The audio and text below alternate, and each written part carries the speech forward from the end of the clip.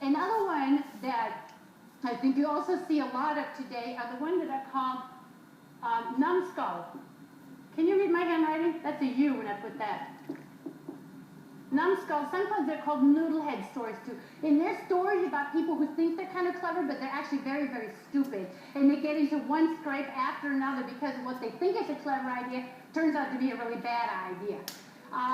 There's this very famous Norwegian story about the man who was going to keep house, you know, or another very famous, sometimes they're called jack tales, and in Latin America, there's always a story about a character named Pedro. He's always, you know, and in Germany, he's always called Hans.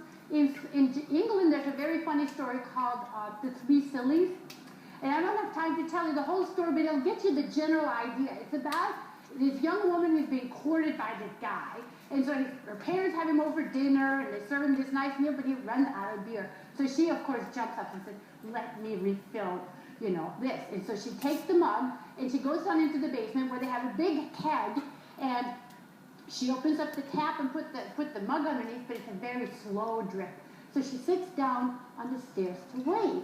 And as she's sitting there, she's kind of looking around, and she sees that there's an axe stuck in the beam in the ceiling. And she goes, oh, what if me and my sweetheart were to get married? And what if we had a little child, and that child was a little boy? And what if he came down here one day to get some, you know, ale for his father? And what if the axe got loose in the ceiling and hit him in the head? It could kill him.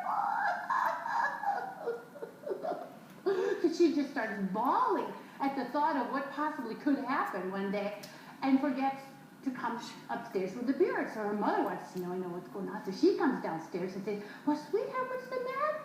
And she says, I cannot hear me. I noticed there was some axe stuck in the beam in the ceiling. I thought, what if me and my sweetheart get married and we have a little boy one day and he comes down and gets some beer for his father? What if the axe got loose in the ceiling? He could kill him. And the mother said, oh, this is terrible. So then she starts crying too. These people are not too bright.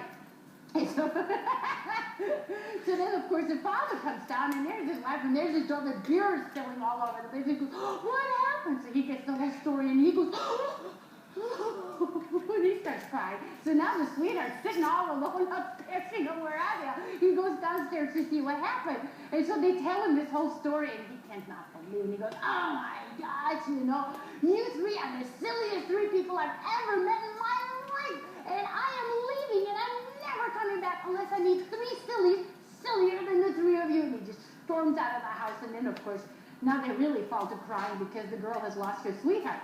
But he goes off, and on his way, sort of shaking his head, he comes to this farm, and he sees this very strange sight. There's this farmer, and he's trying to push his cow up a ladder onto the sod roof. And he goes, what are you doing? He goes, well, said the farmer, isn't it obvious? I mean, there's green grass right here on my roof.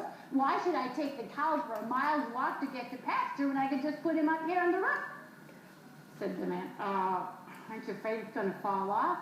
Not at all, says the man. I'm just going to tie a rope around his neck, put it down the chimney, I'll go inside, tie the other end of the rope to my leg, and I'll go about doing my business.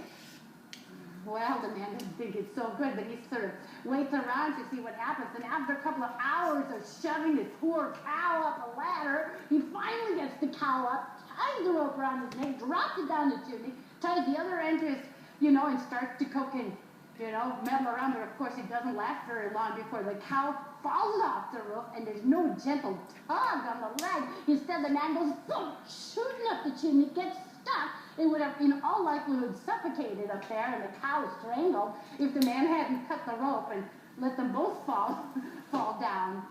So he just shakes his head and goes, well, that's one big silly, and he walks on. It's late, he finds an inn for the night, and, well, he's full, so he has to share the room with another man, which is fine, because he's really tired, goes